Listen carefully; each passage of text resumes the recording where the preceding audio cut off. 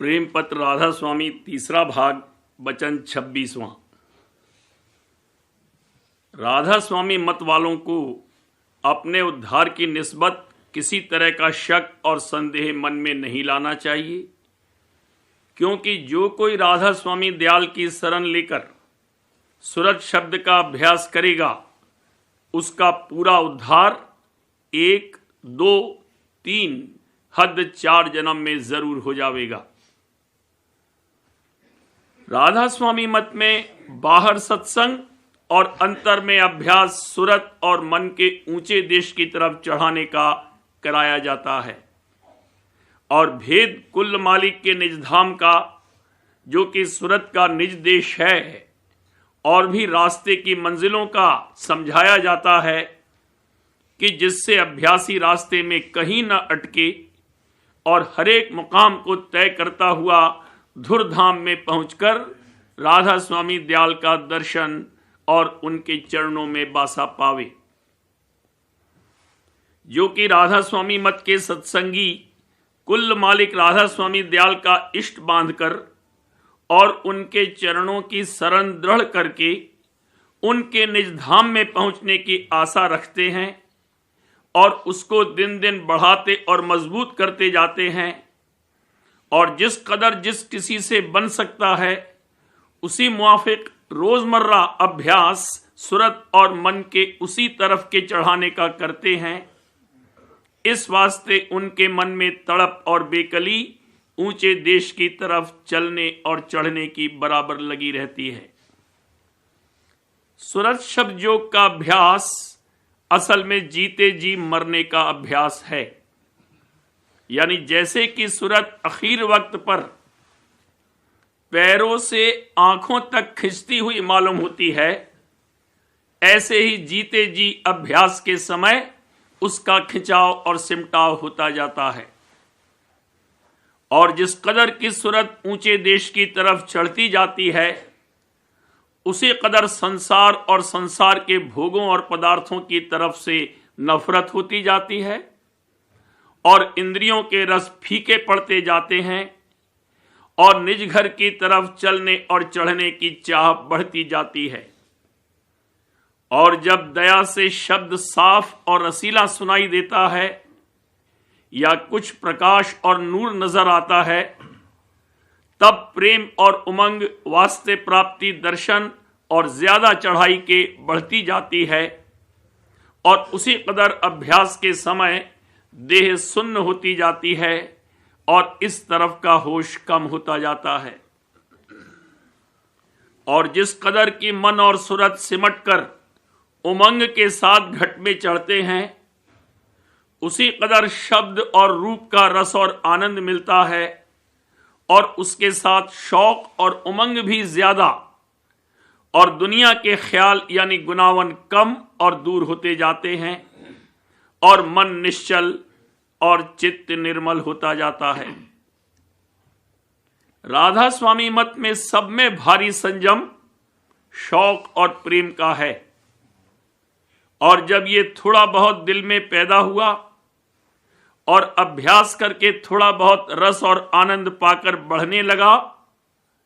तो दिन दिन अभ्यास की तरक्की होती जाएगी और दर्शनों के प्राप्ति की आशा और प्रतीत मजबूत हो जाएगी। मालूम हुए कि जिस कदर मन और सूरत को रस और आनंद अंतर में मिलता जाता है उसी कदर चित्त संसार के भोगों और पदार्थों से हटता जाता है, और ख्वाहिश और चाह संसारी कम होती जाती है, और शौक दर्शन का बढ़ता जाता है, और बंधन देह और दुनिया के भी ढीले होते जाते हैं। जबकि इस तरह अभ्यास करके मन और सूरत का झुकाव और खिंचाव घट में ऊपर की तरफ को होने लगा, तब आखिर वक्त पर जबकि सूरत सर्व अंग करके पिंड को छोड़कर ऊपर की तरफ कुदरती तौर पर खिंचेगी,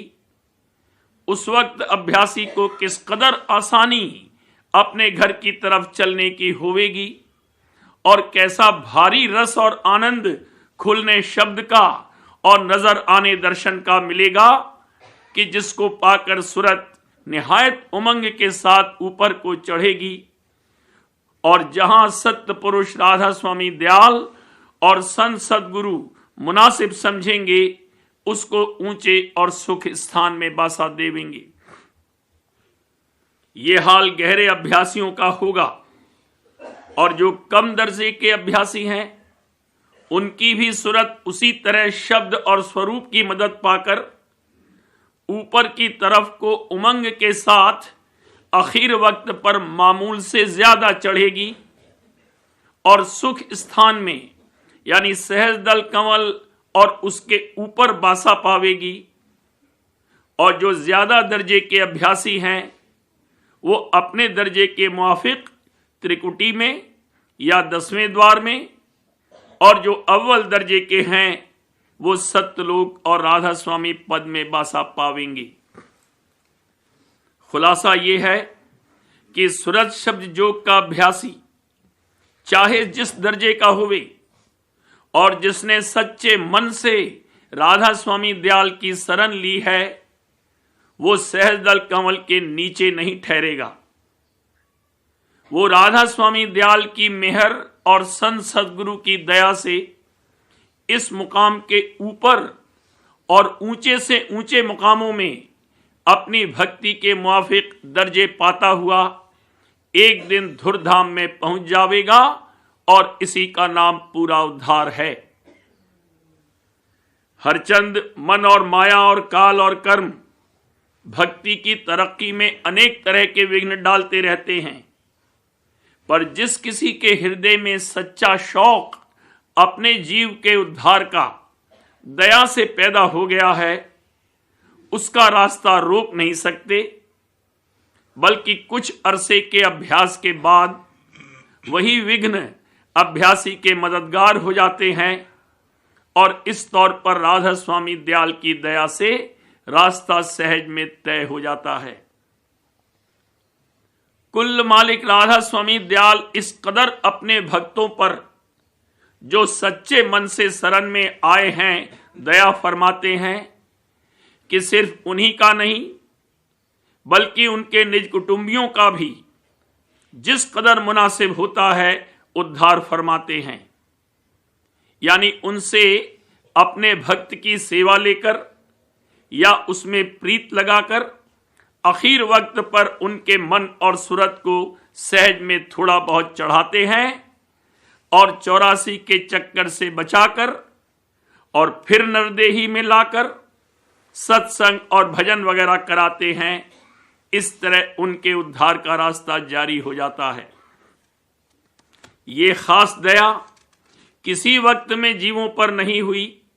जो कि अब कुल मालिक राधा स्वामी दयाल ने संत सदगुरु स्वरूप धारण करके जीवों पर आप फरमाई है कि जिस किसी ने सच्चे मन से उनके चरणों में थोड़ी बहुत भक्ति करी तो उसका और भी उसके निज रिश्तेदारों का बल्कि नौकरों तक का दर्जे बदर्जे उद्धार फरमाते हैं। मादे का खवास है कि जिस तरफ एक दफे रवा हुए तो बार बार उसी तरफ को वक्त मुकर्ररा पर रुजू करता है। जैसे एक बार मुसिल लिया जावे या फसद खोली जावे तो मादा या खून उसी तरफ को वक्त मुकर्ररा पर बारंबार रुजू करते हैं।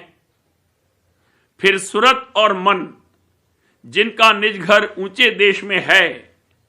आखिर वक्त पर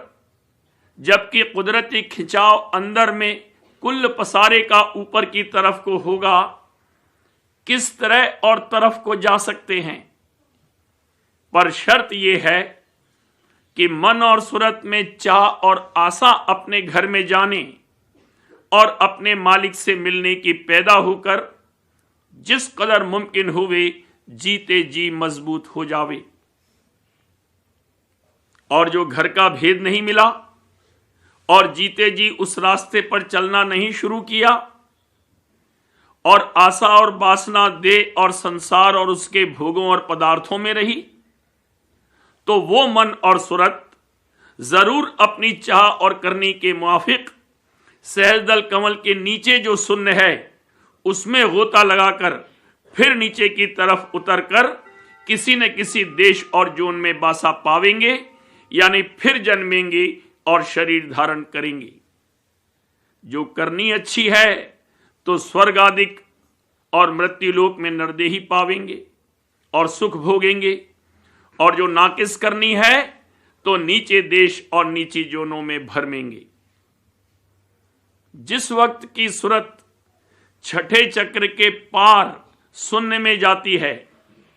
उस वक्त देह और दुनिया की कार्रवाई की याद भूल जाती है, लेकिन थोड़े अरसे बाद जो जबर वासना है उसकी फुरना होती है और उसी के मुआफिक उस शून्य से जहां बासा मिलेगा उस धार पर जो उस देश या जोन से मिली हुई है सवार होकर उतर जाती है। इस उतार का सबब यह है कि उस सूरत और मन का रुख जिंदगी में नीचे की तरफ रहा और भोगों की आसक्ति करके धार उसी तरफ को हमेशा जारी रही। सो उसी स्वभाव और वासना के मुआफिक मरने के बाद भी वैसी ही फुरना उठती है और सूरत को खींचकर नीचे के देश और जोन में ले जाती है। इस वास्ते हर एक जीव को, चाहे औरत होवे या मर्द, मुनासिब और लाजिम है कि इसी जिंदगी में अपने निज घर और उसके रास्ते का भेद और जुगत चलने की संत सदगुरु या उनके प्रेमी सेवक से दरियाफ्त करके जिस कदर बन सके उस रास्ते पर चलना शुरू करे और कुछ रस और आनंद अंतर में पाकर आशा और चाह अपने निज घर में पहुंचने और अपने सच्चे पिता कुल मालिक राधा स्वामी दयाल के दर्शन के प्राप्ति की मजबूत बांधे, तो अलबत्ता उसको संत सदगुरु की दया से ऊंचे देश में बासा मिलेगा, और जब तक कि धुरधाम में नहीं पहुंचेगा तब तक 1, 2 या 3 जन्म धारण करके वही जुगत कमाकर ऊंचे से ऊंचे देश में बासा पावेगा और हर एक जन्म पहले जन्म से बेहतर होगा और संत सदगुरु भी हर जन्म में मिलेंगे। राधा स्वामी मत के हर एक सत्संगी को मुनासिब है कि जिस कदर अभ्यास बन सके राधा स्वामी दयाल की शरण लेकर हर रोज बिला नागा करता रहे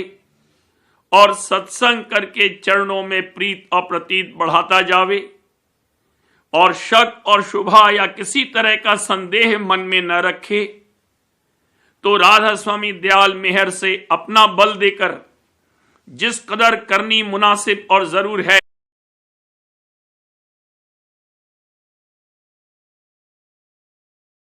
आनंद को प्राप्त होगी और जन्म मरण के दुख और देहियों के कष्ट और क्लेश से बिल्कुल छुटकारा हो जाएगा। इसी को पूरा उद्धार कहते हैं। और जो कोई इस तरह अभ्यास जारी रखेगा वो और जोनों में नहीं जावेगा, यानी 84 का चक्कर उसका फौरन कट जाएगा। इस बात में किसी को